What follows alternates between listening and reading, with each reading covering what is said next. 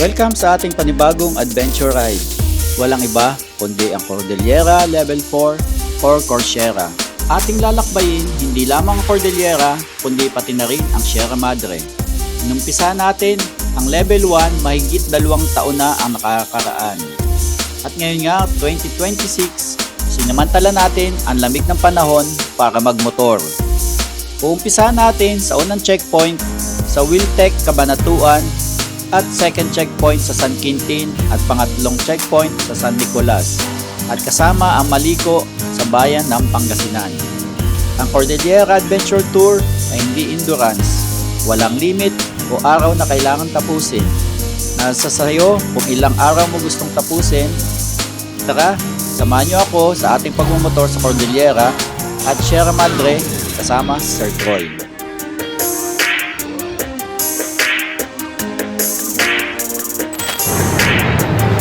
Okay guys, first checkpoint ng ating Coursera Level 4 na Cordillera. Dito tayo ngayon sa Wiltec. Wiltec, Cabanatuan, tabing kalsada, ayan. At kasama natin Sir Troy.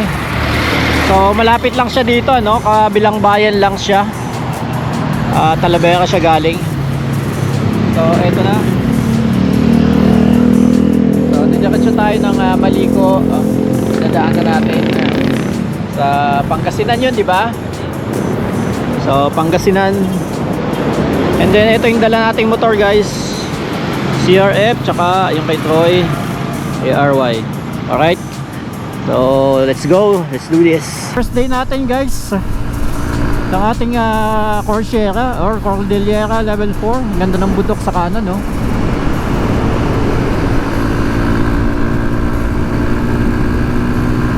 So gagawin lang natin, susunod lang tayo ng susunod kay Troy. Ayun, sa unahan natin siya yung ating navigator.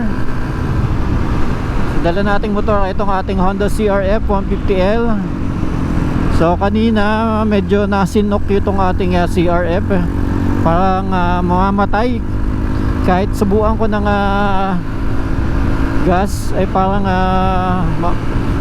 actually namatay na nga, namatayan tayo kahit hindi naman tayo gawa ng clutch. Okay naman yung clutch. So nagpalit tayo ng gasolina ng premium kasi unleaded yung nakakarga dito. Naging okay na siya. Ayan, ito na yung gamit natin ngayon. Medyo nakakangalay lang sa puwitan kasi ang kipot ng upuan. Dapat pala dinala ko yung aking extra cushion, binili ko sa online. Dami nag-rides din. Okay guys, second checkpoint natin dito sa bayan ng San Quintin. Sakop pa din yun ng Pangasinan. Yung first checkpoint natin sa Wiltec, and then ito yung sa ating second checkpoint. So 70 kilometers yung distance. At naka-picture na tayo. And then first time nating makarating dito. Ayan, so maganda yung place at maganda pa yung climate, medyo malamig pa. Ayan yung ating motor. Buhay pa rin yung ating ilaw. Buhay pa. Ayan. Anong next checkpoint natin, Troy? San Nicolas, sa may papanik ng Maliko. San Nicolas Gymnasium. Pangasinan pa rin yun. Next town lang, next town. Malapit lang pala. Alright guys, let's go. Alright, let's go. Take up na ulit tayo.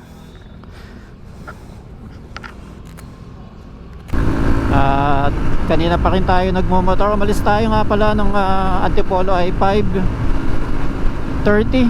Yeah, mga ganon.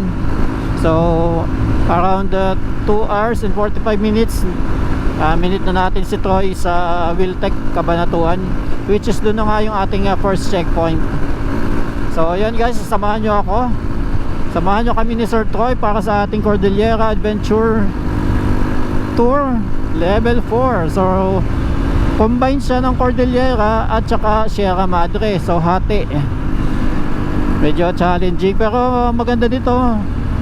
Magandang panahon. Ayun, Mainit pero malamig pa, lalo na sa pahapon at saka sa umaga. Napakalamig. Yung totoo, naka jacket pa tayo sa loob, ano, bukod sa riding jacket, tapos t-shirt. So protection na rin sa lamig tsaka hangin. So yung mga hindi pa nakakapanood ng ating Cordillera Level 1, 2 at 3, nasa YouTube channel natin mga buong video. At ito na nga, ginagawa na natin yung ating version 4 or level 4. Mas maraming curves to. So sa level 3 kasama natin si Motochem. Ngayon hindi siya available kasi nasa Cebu siya, para din sa bagong branch niya. Medyo sobrang busy na ng taong yun, kaya mahirap mahirap invite. Pero kapag free naman siya, sumasama naman yon. So kasama din natin siya sa level 1. Sa level 2 hindi natin siya nakasama. So dito nga pala guys, meron akong isang camera pa dito, yung lumang Hero 10 natin. Yan, ginagawa akong dashcam para just in case hindi ako nakapag vlog sa gamit ko yung helmet ko, dito tayo kukuha ng footage. Nakakonect yan, kaya may wire na nakakonect sa power bank. So unlimited power, hindi gaya dito sa ating helmet na camera. Good for 1.5 hours lang or 1 hour maximum, malolobat na. Hindi tayo nagkakamali, Ordaneta pa rin to.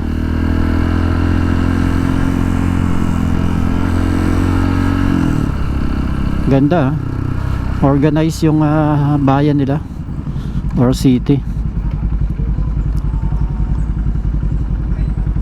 Naliligaw na yung ating guide. One way. One way.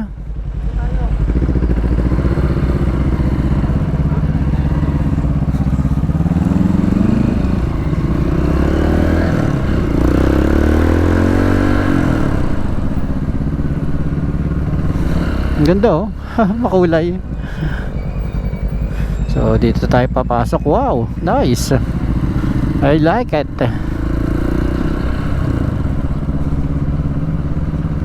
So dito siguro ang city hall nila. Picture lang po for Cordillera level 4 po. Ito lang, picture lang po namin yung ano. Tapo, background lang po. Ay sir, pasensya na.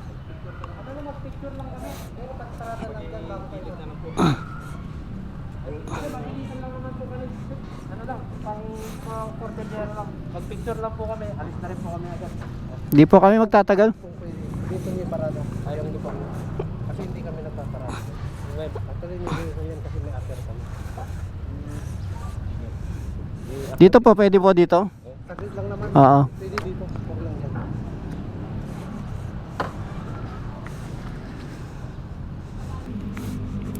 Okay guys, sa third checkpoint, San Nicolas Municipal Hall, dito pa din sa Pangasinan. At palis na rin agad tayo. Bakit yung aking bag nawala sa sentro? Okay lang yan. Wow. Oo nga. Oo nga no. Sooner or later makakalbo na yan. Paikot. Oo nga no. Sabi na dito magkikita-kita.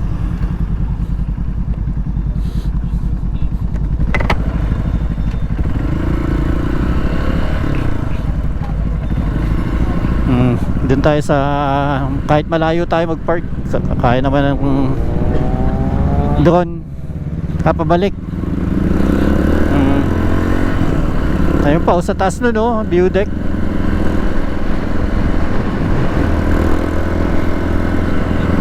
Parking pa lang, kita na. Kumikita ng kabuhayan na.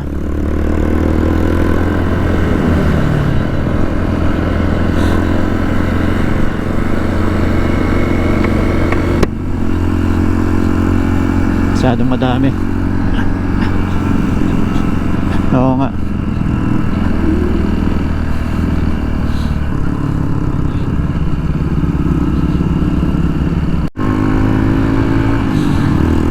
mga rider kahit saan umakyat. Uy, sarap ditong mag-lunch oh. Wow. Woo.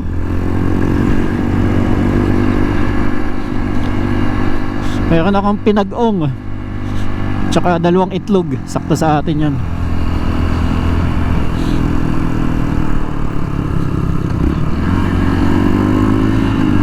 Ganda ng spot nila doon, may cover ng bundok. Kaya may mga nagme-merienda eh.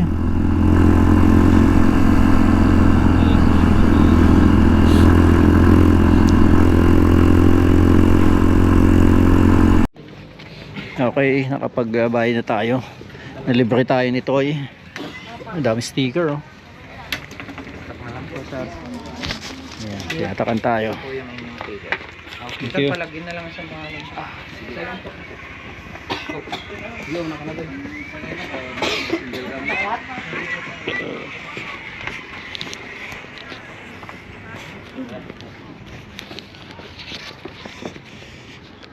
No smoking, no vaping, penalty 1,000.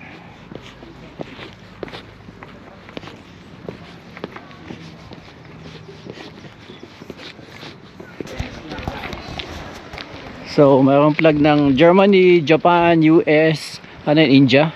Hindi, France yan. Ay, Hindi. yan. Green, white, red eh. Italy. Ito may yellow. Ah, ito? Italy, Hindi, walang yata Italy India dyan. Ano ba yan? India. Hindi, merong official na nakalagay eh. Yung isa, Nueva Vizcaya. Baka sa Unity. Okay guys. Yan oh. Luma na. Nag-iisa pa. Kumita ng malaki yan sa entrance fee pa lang. Oo. Napalitan na ng bago yan. Patay na yung tangke pero kumikita pa rin. Kunat ng bakal yan. Oo. Ganito yung mga bakal na nandoon. Grabe, solid ang bakal. Tawag dito sa Bataan. Yung mga historical place na ginamit, mga historical na Sherman tank. sa gera. Oh, may mga sundalo pa dito. Ito, yung ganitong bakal na to, tabasin mo sa gitna to, fresh pa yung gitna niya, ano? Bakal na bakal talaga yan. Pure steel. Yung Tokyo Tower, Troy, yari sa mga ganitong tangke yung ginamit na Bakal, materials. Kaya napakatibay. Oo. Buhay pa yung Tokyo Tower. Yung Eiffel Tower, kinakalawang na. Uy, lakas ng hangin. Lakas ng hangin. Grabe. Parang Lakas ng hangin. parang may cold sa paligid. Eh, Guys, yung bakal na silip na ganito, tayo dito. pure steel yan. Ngayon kasi gusto na sa atin yung black sand. Biga. Diba? Yung black sand steel. Uy, ang ganda. Yung bakal sa panahon natin ngayon. Oh. Pero grabe ang ganda. Yun lang, yung tangke lang binayakan natin. Saka yung lamig. Saan tayo pipicture? Doon na sa tangke? Oh, sa tangke. Doon pa na tayo magpipicture.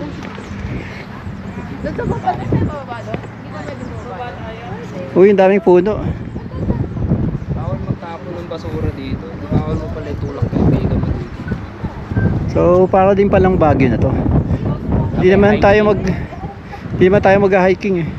Sa dami ng bitbit natin. Ayun, napababa dun. Ayan. So, balik tayo dun sa tangke. Picture tayo. Yun naman yung sadya natin dito.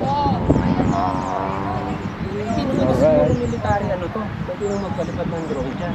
Kaso kung ganyang kalakas yung hangin. Kaya nga. Magpalipad Baka mapayat pa. Hindi, doon na lang sa lakas ng hangin. Ayun, may patungan ng gamit na. Ayan, hindi tayo makapagpalipad ng drone.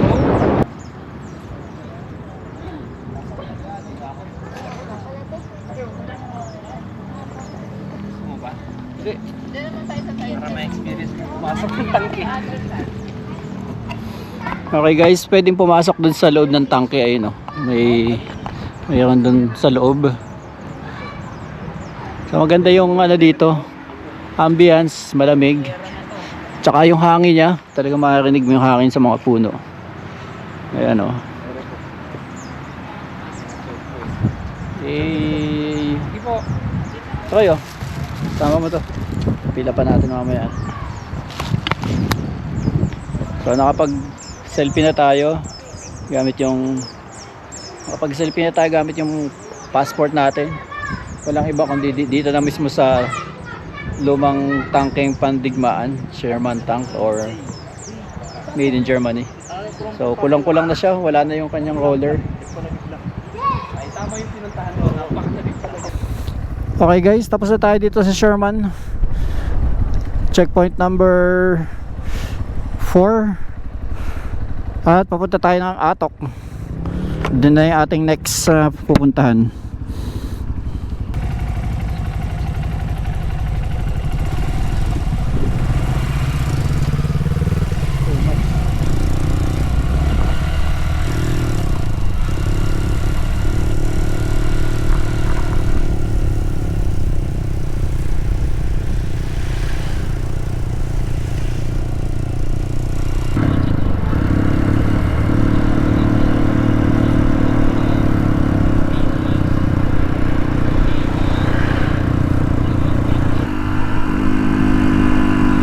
Ayan, yan Troy. Kaya lang may entrance ba? Babayad na. Gagano ko yung ano, para dito ko nakaharap sa ano. Sige. Uy, ang ganda.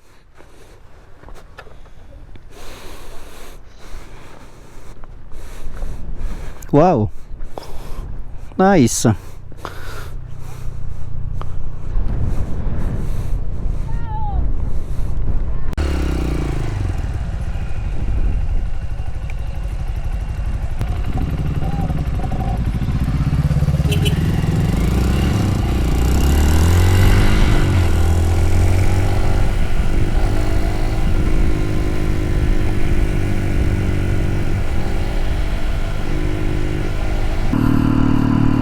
Ayos, downhill tayo ngayon. Pababa tayo. Tapos diretso tayong Atok. Quick break, coffee, itlog at saka tinapay natin na baon. So dito pa rin sa Maliko. Ayan, so nag-cover tayo ng motor habang nagpapahinga. Ganda ng view sa likod ko. Tingnan natin yung view. Ayun o. Grabe ganda ng view. Ayun o. Ang taas.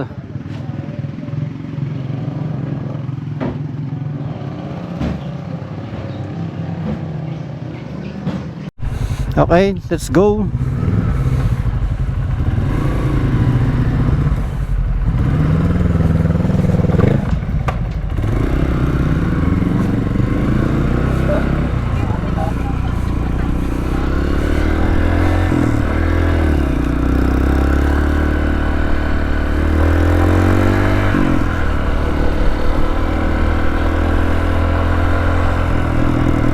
Ito na yung mga bulaklakan sa tabi ng kalsada. Ayos, ganda. Barangay project. Okay guys, nasa baba na tayo ng Maliko. Balik tayo ng San Nicolas ba? Tama no? And then punta tayong Atok. Oops. Ayos yun Ganda oh. Ang linis ng malinis na makulay.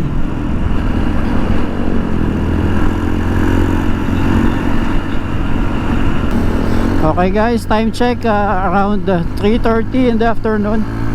Dito na tayo sa Season. Makikita nyo na ito yung bridge na maraming bato-bato. Ayan, sa kanan ko. And then sa kaliwa. At papasok tayo ng Agoo. Kung di tayo nagkakamali, La Union na. Ayan, mayroong welcome arc dito ng La Union. Ayun oh. Yes.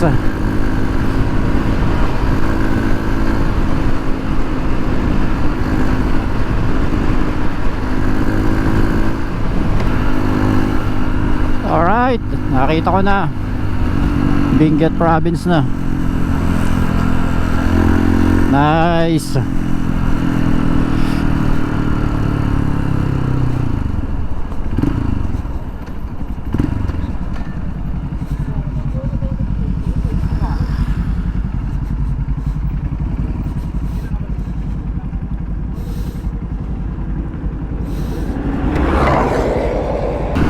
Ayan guys, oh, ang dami ng pauwi oh.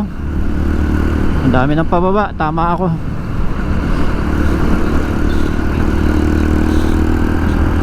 Oo nga.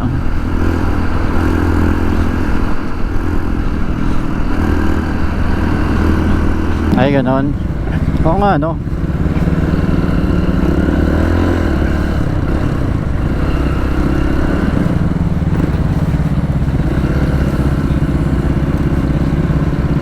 So, aspaltado na pala to.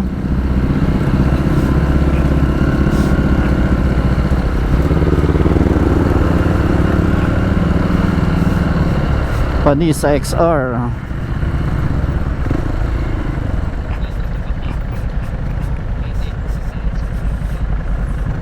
CRF din makina.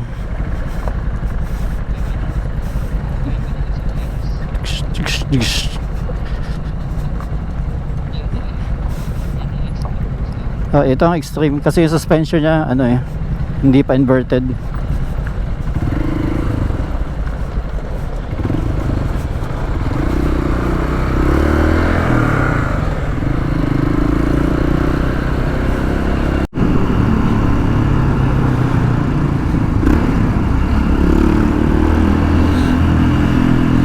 Ito na yung nag-landslide sa left side no. Buti nadadaanan pa din.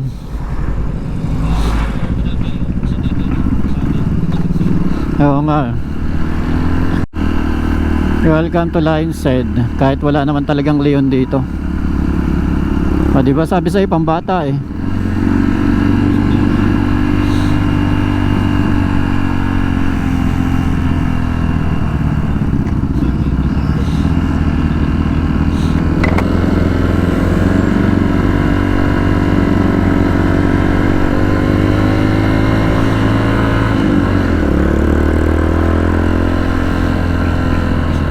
Daming turista, local tourists.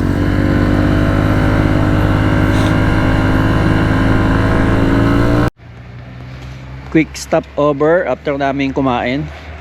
Dito tayo ngayon sa naamoy ko yung amoy durian. Ayun, ang daming prutas sa tapat. So palabas na kami ng Baguio. At okay lang yung traffic, madali namang sumingit-singit. Ayan, so may mga nagtitinda dito. Balik tayo doon, kakanan tayo doon. So nagbawas lang tayo. Ayan, nagwang motor. May overlooking view dito. Silipin nga natin.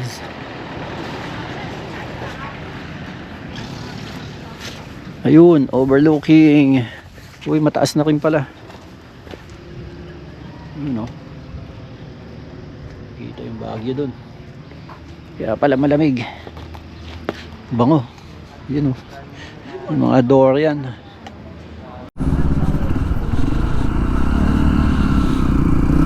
Okay, toll gate. Toll gate ng Buntok. Yan o. Grabe yun o. May pag dun.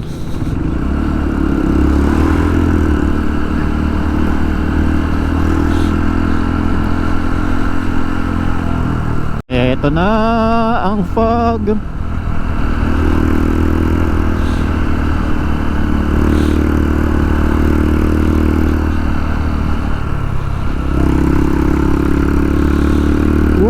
Nakikita ko na ang lamig niyan. Okay guys, iba na yung climate talaga dito. May kasama ng chill. Habang dumidilim. Ayan, tumatawid na oh. Wala na tayong makitang view. Tumatawid na yung mga fog.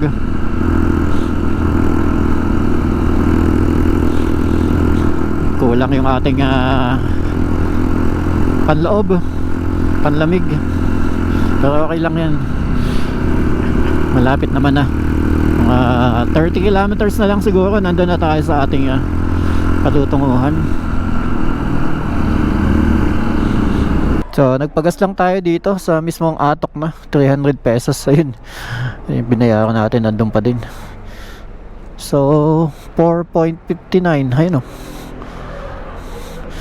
4.59 liters. 65.30 ang gas dito. Pwede na. Ha? Ano? Meron kayong flies? Meron, nasa loob. Ay, nasa loob. Alright, tapos na tayo pag-gas, okay na. 20 kilometers para sa ating destination, sabi ni Sir Troy. Uy, ang taas. Ang taas.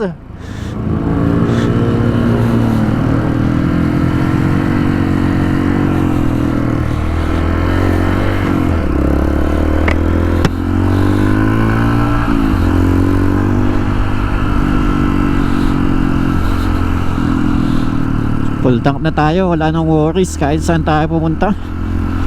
Kaya natin tumakbo ng 300 kilometers. Plus, meron pa tayong 2 litro dito sa baba. Hindi pa natin nagagamit. So, yan ay reserva. Baka magamit ko yan sa pagbalik na sa Antipolo ulit. Ayan, welcome back Troy. Okay na yung intercom mo ulit. Ayan na ang fog. Oh, wala na dito. Diyan tayo galing ah.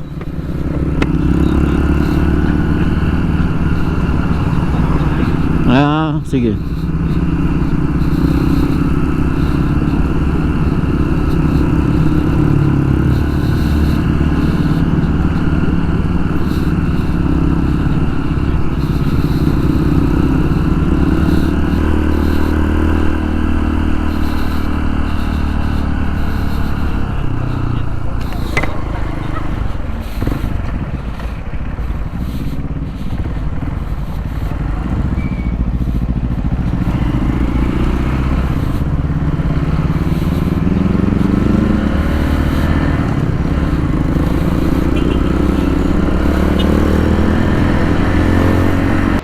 Okay guys, nakapag-check-in na tayo sa ating tutulugan for tonight.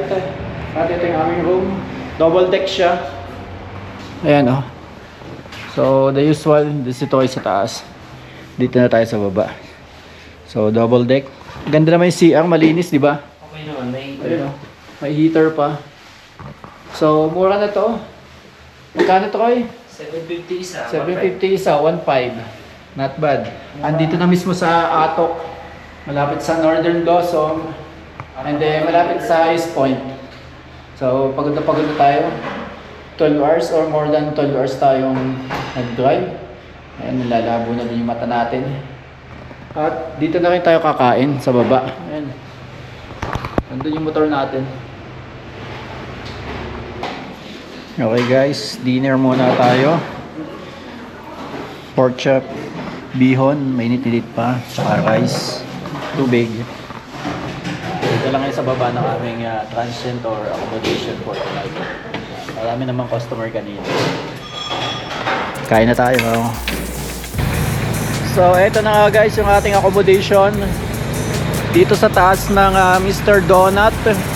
Ando sa 3rd floor ang ating accommodation. At dito tayo sa Atok. Kung nababasa nyo yun, medyo malayo. Ayan o.